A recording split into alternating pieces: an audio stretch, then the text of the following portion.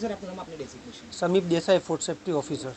સાહેબ, આજે કઈ રીતની કાર્યવાહી કરાઈ છે મનપાના તમામ આરોગ્ય અધિકારીઓ?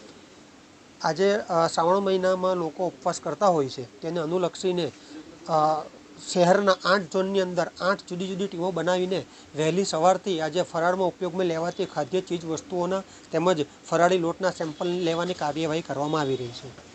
સાહેબ, કયા કયા પ્રકારના ખાદ્ય પદાર્થો લેવાય છે અને શું શું?